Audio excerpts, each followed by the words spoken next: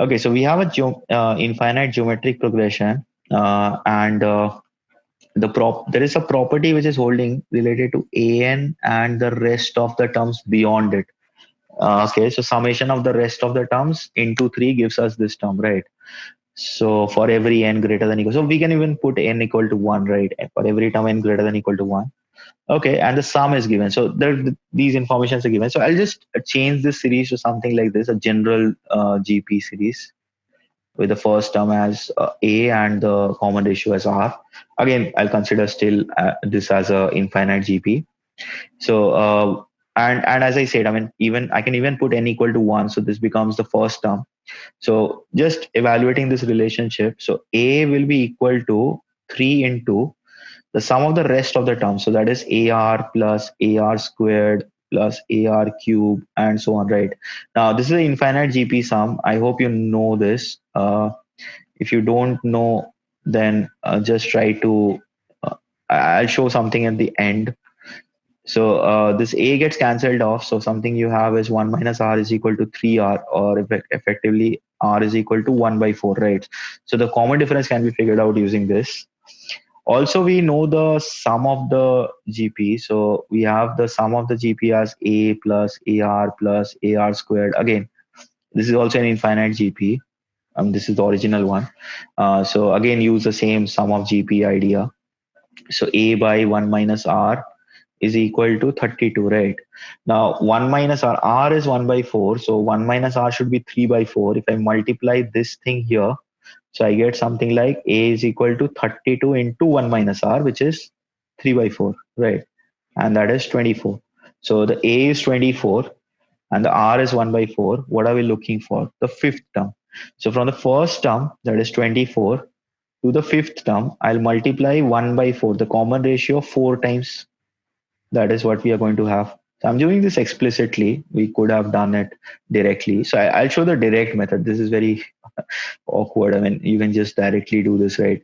So this 1 by 4 gets multiplied 4 times, right? So now check this out. I mean, in order to evaluate this quickly, I see that the 4 here, that the base of the denominator is basically a power of 2, right? So I'll write the numerator. So this 24 as also in a factorized form. So I'll write this as 3 into 8, which is 2 cube, divided by 4 to the power 4 is effectively 2 to the power 8, right? So now you can see that 2 cube and 2 to the power 8, 2 to the power 5 remains in the denominator, which is 32. So the answer is 3 by 32. So that's it for this question. Nothing much to explain. I'll just explain that sum of infinite GP.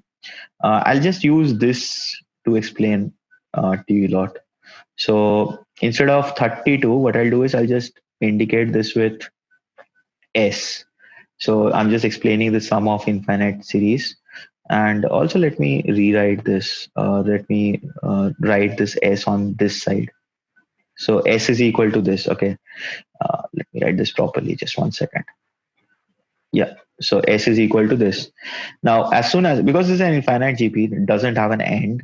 If I multiply R to this S itself, so every term gets multiplied to R, right? So this A becomes AR, the AR becomes AR squared, and so on, right? So it never stops, so we don't have to worry about it.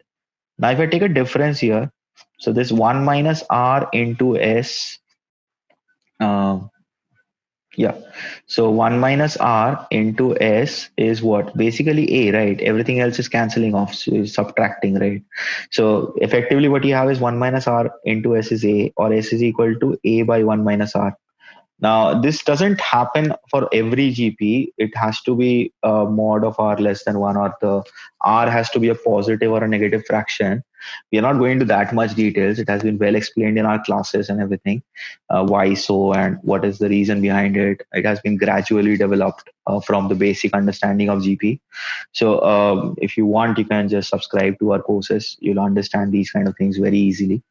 So that is it for this question. From the solving time point of view, this should not take more than 1.5 to 2 minutes. So maybe 2 minutes. Okay, I'll put the ideal time for this question as 2 minutes because there's a couple of things to do.